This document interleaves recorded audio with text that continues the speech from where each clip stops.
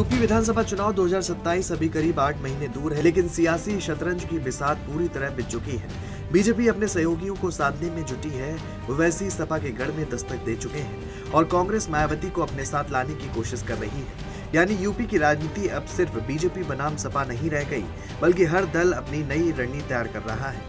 एक तरफ बीजेपी अपने सहयोगी दलों के साथ चुनावी तालमेल मजबूत करने में लगी है। सूत्रों का कहना है कि हाल ही में दिल्ली में सुभाषपा प्रमुख ओम प्रकाश राजभर, निषाद पार्टी के अध्यक्ष संजय निषाद, राष्ट्रीय लोक दल के प्रमुख जयंत चौधरी और अपना दल एस की नेता प्रिया पटेल ने बीजेपी नेतृत्व से मुलाकात की। हालांकि आधिकारिक तौर पर बैठक के एजेंडे का खुलासा नहीं किया गया, लेकिन राजनीतिक गलियारों में से सीट शेयरिंग की शुरुआती तैयारी माना जा रहा है।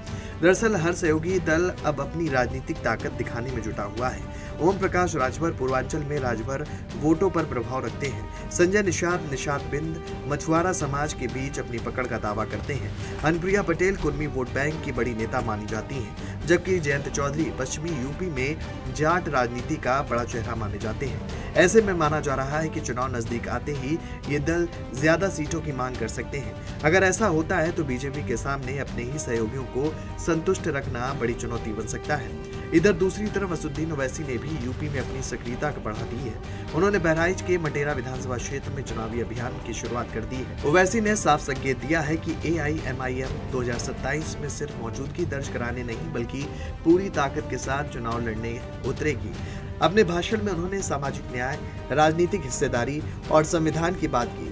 उन्होंने ये भी कहा कि अगर सम्मान और हिस्सेदारी के साथ बात होगी तो वो बीजेपी को रोकने के लिए किसी के साथ भी आने को तैयार है। हालांकि उन्होंने किसी पार्टी का नाम नहीं लिया, लेकिन राजनीतिक जानकारी से सीधे समाजवादी पार्टी के लिए संदेश मान रहे हैं, क्योंकि यूपी में मुस्लिम वोटों का सबसे बड़ा हिस्सा लंबे समय से समाजवादी पार्टी के साथ रहा है। अब वो वैसे उसी वोट बैंक में अपनी जगह बनाने की कोशिश कर रहे हैं। अगर AIMIM कुछ इलाकों में 2 से 3% वोट भी प्रभावित कर देगी तो कई सीटों पर चुनावी समीकरण बदला जा सकता है। इस बीच कांग्रेस भी अपनी रणनीति पर काम कर रही है। कांग्रेस लगातार बसपा प्रमुख मायावती को अपने साथ लाने की कोशिश कर रही है।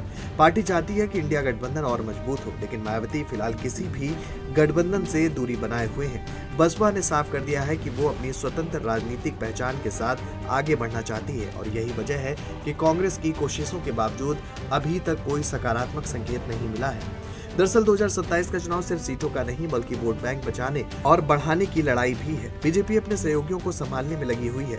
समाजवादी पार्टी अपने पारंपरिक वोट बैंक को बचाने की चुनौती का सामना कर रही है, वैसे ही अपनी नई जमीन तैयार कर रहे हैं और कांग्रेस बसपा को साथ लाने की कोशिश कर रही है। यानी हर दल अपनी राजनीतिक स्थिति मजबूत करने में जुटा हुआ है और यही वजह है कि आने वाले महीनों में सीट शेयरिंग, गठबंधन और वोट बैंक की राजनीति और तेज होने वाली है। फिलहाल इतना तो तय है कि 2027 का चुनाव पिछले चुनाव से अलग होने वाला है। इस बार मुकाबला सिर्फ 2 दलों के बीच नहीं, बल्कि कई राजनीतिक मोर्चों पर एक साथ लड़ा जाएगा। अब सबसे बड़ा सवाल यही है कि 2027 में यूपी के सत्ता का रास्ता कौन तय करेगा?